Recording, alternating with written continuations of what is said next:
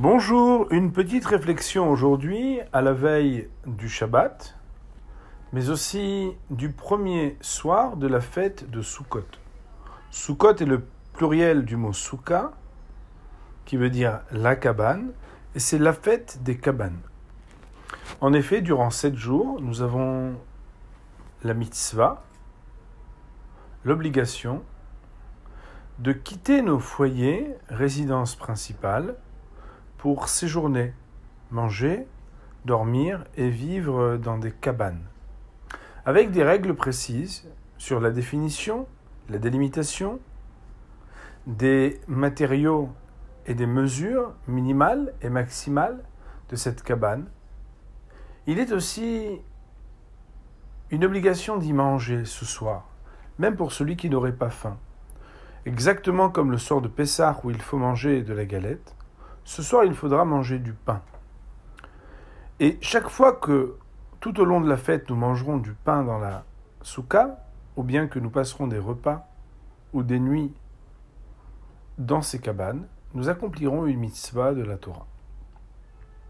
Qu'est-ce que signifie cette mitzvah ? Eh bien, à la différence de bon nombre de mitzvot, et même s'il est un principe selon lequel il faut donner du sens aux mitzvot et ne pas les appliquer de manière bête, mitzvot tzrichot kavana, il faut avoir une intention et une réflexion au moment de l'accomplissement de la mitzvah pour y donner tout son sens. Ici, singulièrement, il y a quelque chose de supplémentaire. Et oui, nos Chachamim vont nous expliquer que chaque fois que dans le texte de la Torah elle-même, il est dit les ma'an, qu'il y a une finalité et un but dans lequel et pour lequel nous accomplissons la mitzvah, il faudra avoir cette intention aussi. Et à propos de la souka, il est dit les man yedou dorotechem ki basukot ushavti. La mitzvah de la souka, c'est pour se rappeler, durant toutes les générations à venir, que lorsque nous sommes sortis d'Égypte, le Créateur nous a protégés par des nuées. Et c'est ce à quoi il faut penser ce soir lorsque nous entrons dans la souka. Qu'est-ce que cela signifie et qu'est-ce que ça nous enseigne ? Eh bien, la signification des nuées, c'est que lorsqu'on est dans le désert, on est pris pour cible par toutes sortes de dangers. Ça peut être des coups de soleil, on peut imaginer des grands coups de soleil dans le désert, mais ça peut être aussi le charave, ces fameuses tempêtes de sable. Ça peut être aussi le fait d'être totalement perdu, ne plus savoir où aller dans le désert. Il faut chercher l'est, c'est pas toujours évident de le trouver. On peut se trouver à l'ouest très facilement. Et dans le désert aussi, il faut trouver comment manger et comment boire. C'est pas évident d'élever du bétail, ni de pouvoir avoir de l'agriculture, encore moins de conserver des aliments frais. Et alors, pour trouver une oasis d'eau en plein désert, il ne suffit pas de se lever de bonne heure. Eh bien, nos maîtres expliquent que dans le désert, il y avait 3 miracles itinérants. Le puits, qu'on associe au miracle du mérite de Myriam, les nuées d'Aaron à Cohen, le grand frère de Moshe Rabbeinu, et la manne, pour avoir le mérite de Moshe Rabbeinu, de Moïse.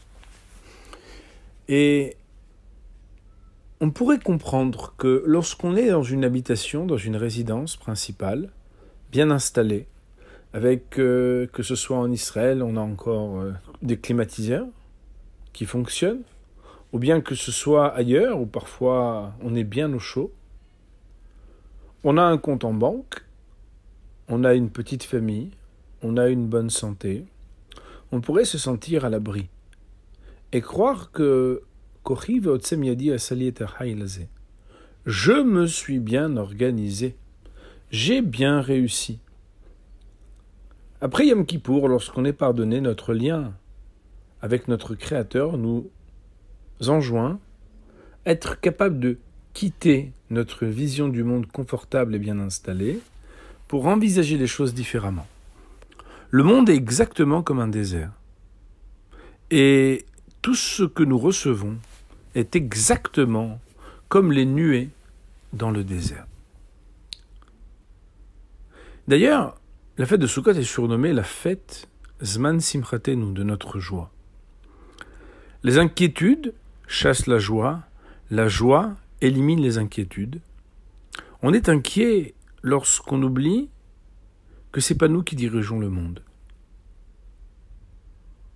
On a l'impression qu'on n'a pas fait assez, on a l'impression qu'on aurait dû changer, on se reproche à soi-même ses choix, on culpabilise, on s'inquiète. Lorsqu'on est dans le désert et qu'on sait qu'on n'a rien, et que tout ce que l'on reçoit, c'est la bonté divine, qui nous donne à manger, qui nous donne à boire, qui nous dirige et qui nous protège, alors on est joyeux, parce qu'on a confiance en Dieu. Ça paraît être un message si simple, et pourtant, il faut voir la joie qui réside dans les Sukkot, qui sont surnommés l'ombre de la Emouna, en araméen Tzila de Memnuta. Il faut voir cette joie qui réside lorsque tout le monde est logé à la même enseigne, tout le monde est dans une cabane, personne n'a quelque chose de tellement mieux que l'autre, parce que sous le soleil tapant et dans le désert, c'est notre Créateur qui nous protège. Cet apprentissage de 7 jours doit nous accompagner toute l'année, parce que même lorsqu'après nous revenons dans nos habitations, il faut savoir qu'on n'est pas tellement plus protégé, ni moins d'ailleurs, que lorsqu'on est sous une souka. Au-dessus de tous les gratte-ciel, il y a des nuées.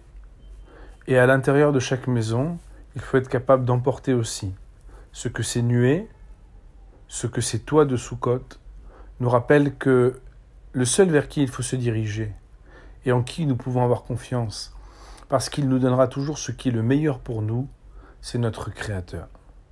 Shabbat Shalom et Chag Sameach à tous.